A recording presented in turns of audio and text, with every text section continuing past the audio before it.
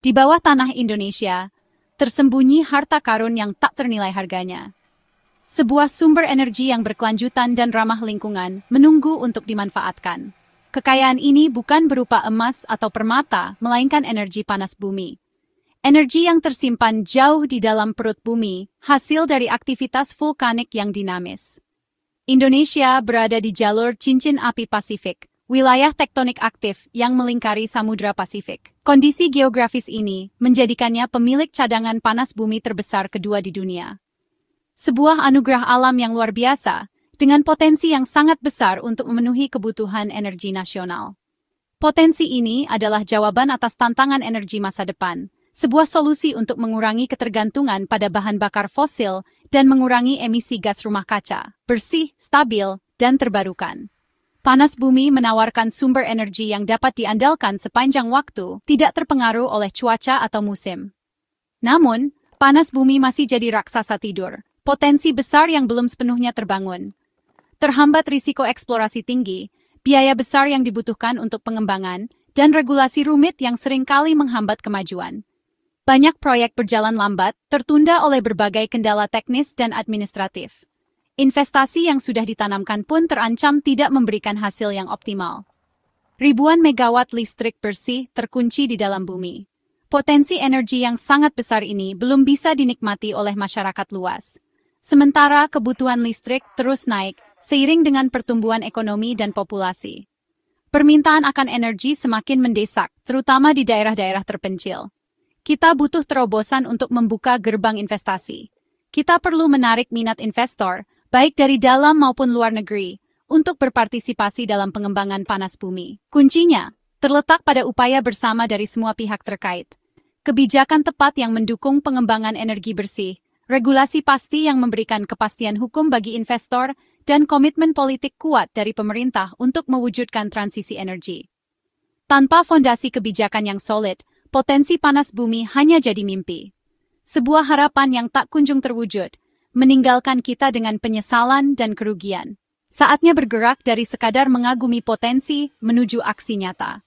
Sudah waktunya untuk mengubah paradigma, dari wacana menjadi tindakan. Energi panas bumi harus dimanfaatkan optimal demi kesejahteraan rakyat dan keberlanjutan lingkungan. Mari kita wujudkan Indonesia yang mandiri energi dan ramah lingkungan, dengan memanfaatkan potensi panas bumi secara maksimal. The Hits. Revisi aturan panas bumi lahir dari kebutuhan mendesak.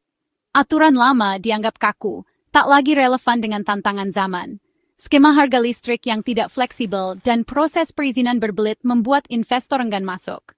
Banyak potensi panas bumi bersuhu sedang hingga rendah terabaikan karena aturan hanya fokus pada uap bersuhu tinggi. Akibatnya, banyak wilayah kerja panas bumi jadi tidak ekonomis. Pemerintah sadar, tanpa perubahan drastis, target energi terbarukan sulit tercapai.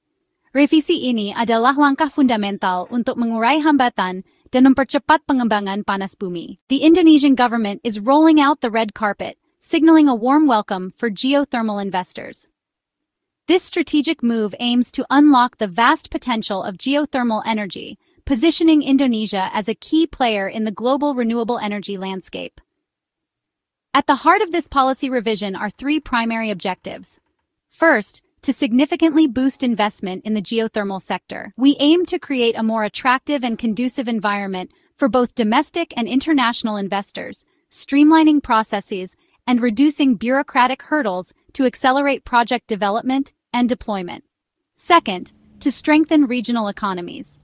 Geothermal projects are not just about energy, they are about creating jobs, stimulating local businesses, and fostering sustainable economic growth in the regions where these resources are located. And third, to build the national industry's competitiveness. By fostering innovation, promoting technology transfer, and encouraging the use of local content, we aim to develop a robust and competitive geothermal industry that can compete on the global stage. Private investment is absolutely crucial to achieving these goals. Therefore, it will be supported by attractive fiscal incentives and legal certainty, providing investors with the confidence they need to commit to long-term geothermal projects. Geothermal projects must deliver direct benefits to local communities. Through fair revenue sharing mechanisms, ensuring that the economic gains from geothermal development are distributed equitably. This includes prioritizing local workforce and empowering local economies through skills development and entrepreneurship programs. The national industry is encouraged to grow through increased domestic component utilization and technology transfer, fostering innovation and creating high-skilled jobs. Indonesia is not just a market. It is also poised to become a major player in the global geothermal supply chain, leveraging its abundant resources and growing expertise. This revision sends a strong signal. Indonesia is serious about optimizing its geological gifts and harnessing the power of geothermal energy.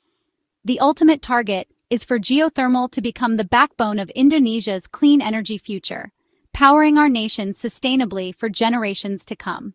Pemerintah menawarkan insentif konkret untuk menarik investasi panas bumi. Skema harga listrik kini fleksibel, memungkinkan negosiasi bisnis ke bisnis. Proses perizinan dipangkas dan diintegrasikan satu pintu, mempercepat realisasi proyek.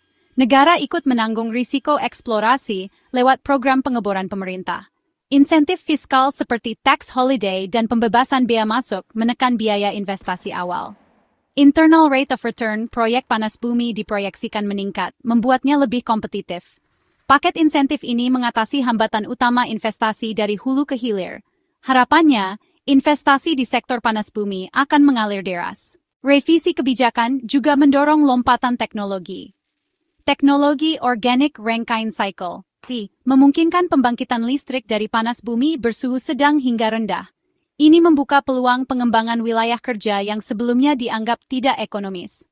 Selain listrik, aturan baru memungkinkan pemanfaatan mineral ikutan seperti silika dan litium dari air panas bekas produksi. Konsep ekonomi sirkular limbah jadi produk bernilai tambah, mendukung industri baterai nasional. Proyek panas bumi kini bisa menjadi kawasan industri terpadu, listrik, mineral, dan produk turunan. Diversifikasi ini memperkuat ekonomi proyek dan menciptakan lapangan kerja baru. Semua sejalan dengan visi Indonesia Emas 2045. Pengembangan panas bumi harus seimbang. Ekonomi, sosial, dan lingkungan. Masyarakat lokal jadi mitra strategis, bukan sekadar objek. Pengembang wajib konsultasi publik dan program pemberdayaan ekonomi nyata. Energi panas bumi bisa dimanfaatkan langsung untuk agribisnis lokal. Lingkungan tetap dijaga, AMDAL ketat, pengelolaan limbah, perlindungan sumber air, dan pemantauan berkala. Proyek yang diterima masyarakat dan ramah lingkungan punya risiko lebih rendah. Pembangunan bertanggung jawab menciptakan stabilitas dan menarik investasi. Keseimbangan tiga pilar ini membangun kepercayaan dan masa depan berkelanjutan. Perubahan besar butuh komitmen politik dari puncak pemerintahan. Presiden Prabowo dan kabinetnya menjadikan panas bumi prioritas nasional. Visi swasembada energi dan pengurangan ketergantungan impor jadi agenda utama. Menteri ESDM aktif memimpin diskusi, memangkas hambatan, dan mencari solusi konkret. Sinergi antara presiden dan menteri jadi kunci keberhasilan kebijakan baru ini. Komitmen berlanjut pada pengawasan implementasi dan evaluasi efektivitas aturan. Kepastian dari pemerintah memberi kepercayaan bagi investor menanamkan modal jangka panjang. Kebijakan TKDN memperkuat industri dalam negeri di sektor panas bumi. Pengembang wajib prioritaskan produk dan jasa lokal jika kualitas dan harga bersaing. Industri penunjang tumbuh pipa, katup, jasa rekayasa, hingga manufaktur komponen. TKDN di panas bumi jadi salah satu yang tertinggi di sektor energi. Pemerintah aktif fasilitasi kolaborasi pengembang dan produsen lokal. Hasilnya, impor berkurang, devisa dihemat, ribuan lapangan kerja tercipta. Indonesia berpotensi jadi eksportir teknologi panas bumi ke pasar global. Teraimhe. Dengan regulasi baru yang dirancang untuk menarik investasi dan mempercepat pengembangan, dukungan politik yang kuat dari pemerintah pusat hingga daerah, dan komitmen berkelanjutan untuk energi bersih dan berkelanjutan, Indonesia siap memasuki era baru panas bumi. Era di mana potensi besar yang dimilikinya dapat dimanfaatkan secara optimal untuk memenuhi kebutuhan energi nasional dan berkontribusi pada upaya global dalam memerangi perubahan iklim. Potensi yang lama terpendam, sumber daya alam yang tersembunyi di bawah tanah, kini punya jalan untuk diwujudkan. Jalan yang dibangun atas dasar kebijakan yang jelas, investasi yang berkelanjutan, dan teknologi yang inovatif. revisi kebijakan jadi katalisator, pendorong utama percepatan pembangunan PLTP di seluruh Nusantara. Dari Sabang hingga Merauke, proyek-proyek panas bumi akan bermunculan, membawa energi bersih ke seluruh pelosok negeri. Indonesia berpeluang memimpin, menjadi yang terdepan pengembangan panas bumi di kawasan dan dunia. Dengan berbagi pengalaman dan teknologi, Indonesia dapat membantu negara-negara lain untuk mengembangkan potensi panas bumi mereka. Manfaatnya, mengurangi impor energi, ketergantungan pada bahan bakar fosil, menciptakan industri baru, lapangan kerja yang berkualitas, dan membuka akses listrik ke pelosok. Menerangi desa-desa terpencil dan meningkatkan kualitas hidup masyarakat. Setiap megawatt listrik panas bumi adalah kontribusi nyata melawan perubahan iklim, mengurangi emisi karbon dan melindungi lingkungan untuk generasi mendatang.